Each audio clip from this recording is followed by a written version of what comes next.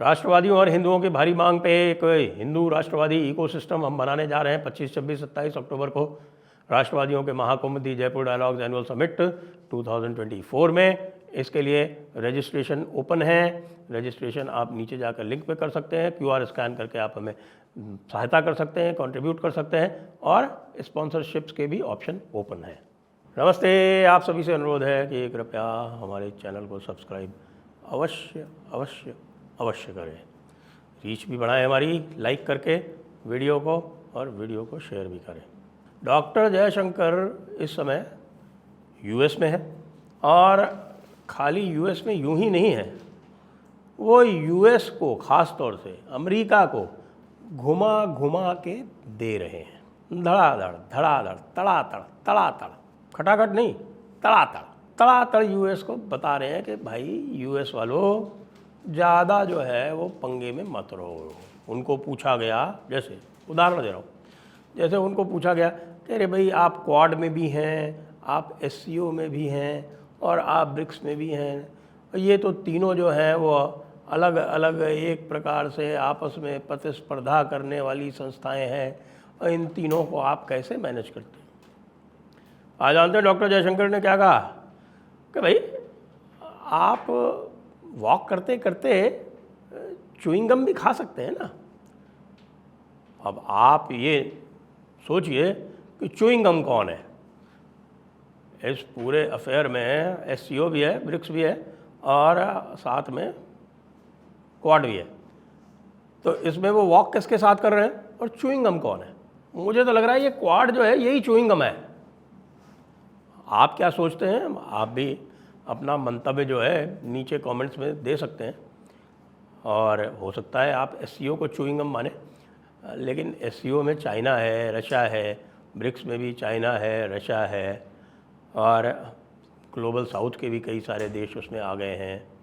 तो भाई मामला तो यूँ है कि भारत ने यूँ भी कह दिया, जैसे कि भी मैं आपको बताऊंगा कल क्या हुआ, कि एक एशिया काउंसिल सोसाइटी है एक, और उस एशिया काउंसिल सोसाइटी ने एक वहाँ पर एक डायलॉग होस्ट किया डॉक्टर जयशंकर के साथ में, और डैनी रसल नाम के एक होस्ट थे, उनके साथ में वो डायलॉग हुआ, और डायलॉग का शीर्षक था India, Asia and the world. Interesting title, India, Asia and the world.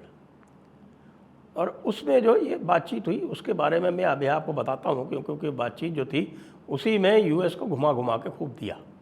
और जो भी US वाले जो वॉच कर रहे होंगे, जिन्होंने देखा होगा और जिन्होंने डॉक्टर जयशंकर की बातें सुनी होंगी, वो सब समझ गए कि वो उनके ऊपर ही पूरे की पूरी तरह वो डायरेक्टेड है। उसके अलावा UNGA के साइडलाइंस पे UN में फॉरेन मिनिस्टर्स की मीटिंग इत्यादि हुई, उसमें भी उन्होंने साफ साफ बोल दिया कि भाई कि ये जो UN है ये अतीत में लटका हुआ है।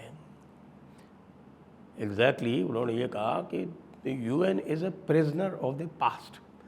क्यों prisoner of the past? UN जो था वो कुल मिला के 46 देशों के साथ अस्तित्व में आया था। आज उनकी संख्या 200 से अधिक है, यानी 4 गुने से अधिक बढ़ चुका है UN। लेकिन उसके तौर तरीक़े वही हैं, उसकी जो इंस्टीट्यूशंस हैं वो वही हैं, वही वर्ल्ड बैंक है और वही IMF है और वही यूनाइटेड नेशन सिक्योरिटी काउंसिल है, और वही आपके UN ह्यूमन राइट्स भी है, और UN के तरह तरह के जिनीवा में और अन्य स्थानों पर, वियना में उनके दुनिया भर के ऑफिसेस हैं। और पूरी तरह से एक समझ लीजिए कि वो अब डीप स्टेट के एजेंट के रूप की भूमिका वो निभा रहा है। It is definitely now a relic of the past.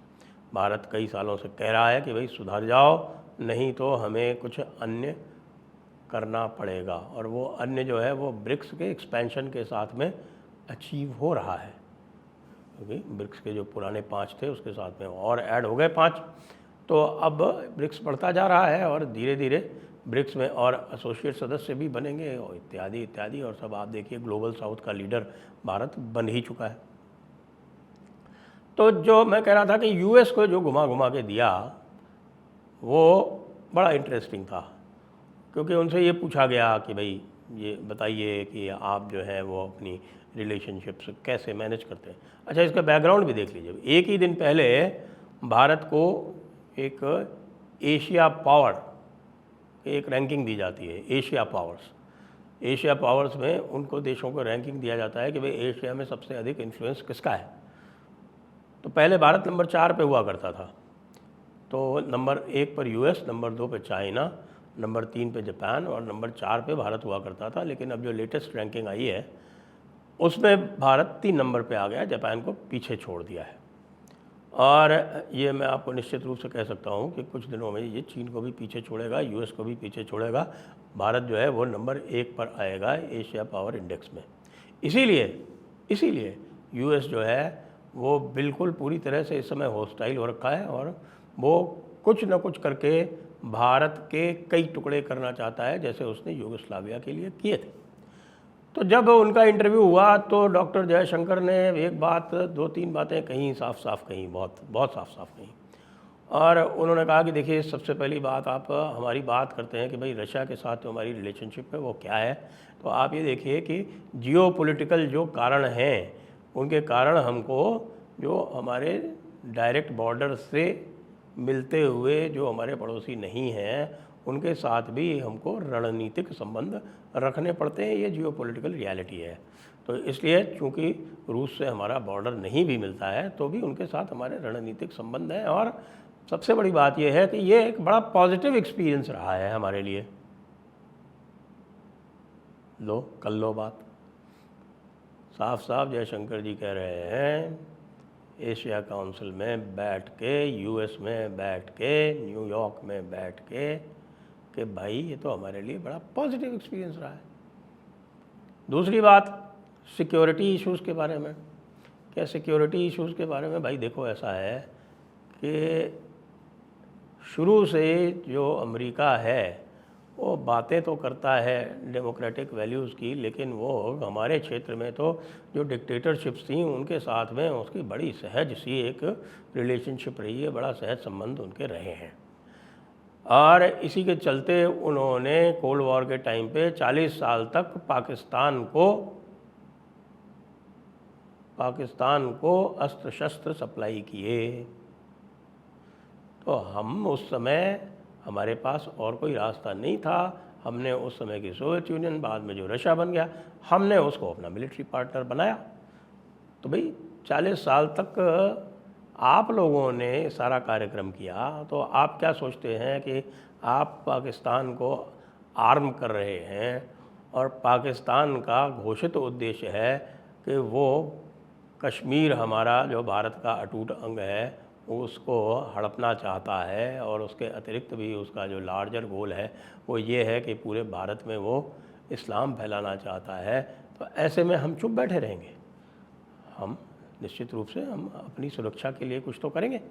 और इसलिए हमने सोवियत यूनियन के साथ में मिलिट्री पार्टनरशिप की। तीसरी बात जो है वो ये है कि भाई, तीसरी बात उन्होंने कही कि ये है कि भाई भारत बड़ी लार्ज इकोनॉमी है और हम जो है वो दूसरों के लार्ज रिसोर्सेज जो हैं वो कंज्यूम करते हैं। और वो जो लार्ज रिसोर्स हम इंपोर्ट करते हैं उसमें रशिया भी है, ऑस्ट्रेलिया भी है, उसमें गल्फ़ कंट्रीज़ भी हैं और अन्य देश भी हैं। तो हमारे लिए जो इकोनॉमिकली जो उचित होगा वो तो हम करेंगे। फिर जो सबसे बड़ी बात उन्होंने कही और जिसको हम कहते हैं कि जम के एक थप्पड़ मारा यूएस को, वो कहा कि भाई कि आजकल का जो युग है, अब देखिए हमारी ग्रोइंग रिलेशनशिप है यूएस से, हमारी ग्रोइंग रिलेशनशिप है यूरोप से।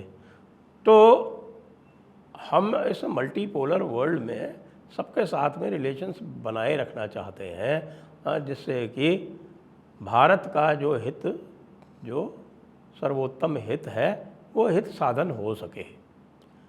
और आज के युग में लोग यदि ये सोचें कि भाई हम जो हैं किसी देश से संबंध बनाएंगे तो उसमें हम अपने हितों का ध्यान रखने के बजाय किसी और के हितों का ध्यान रखेंगे, तो भाई ये बात तो कुछ विचित्र सी है, ये तो नहीं चलेगी। समझ रहे हैं आप किसकी तरफ इशारा है? कि सुन लो अमेरिका वालों, हम तुम्हारे ग़ुलाम नहीं हैं, तुम रशिया को नापसंद करते हो तो तुम करते रहो, हम रशिया को पसंद करते हैं, हमारा उनके साथ अनुभव पॉजिटिव है और हम इसी ट्रैजेक्टरी पर लगातार निरंतर काम करते रहेंगे।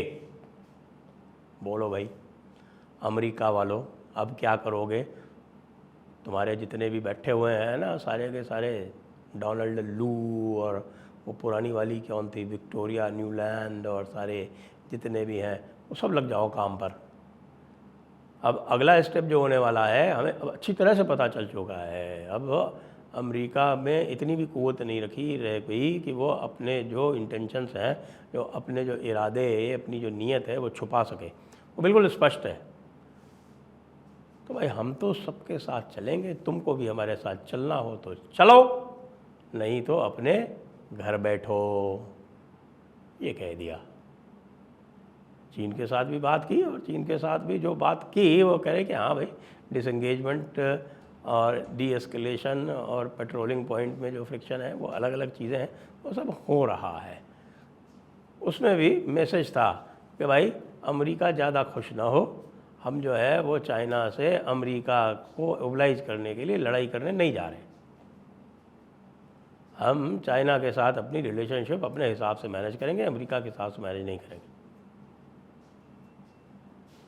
तो आज हम ये कह सकते हैं कि जो मोदी जी वहाँ जाकर और यूनाइटेड नेशंस जनरल असेंबली में भाषण देने के लिए नहीं रुके, तो वो क्यों नहीं रुके, यह डॉक्टर जयशंकर ने पूरी तरह से स्पष्ट कर दिया कि अमेरिका बहादुर और यूएन बहादुर, संयुक्त राष्ट्र जी, आप लोग जो हैं वो आप पूरी तरह से अतीत में लटके हुए हैं, बाहर आ जाइए।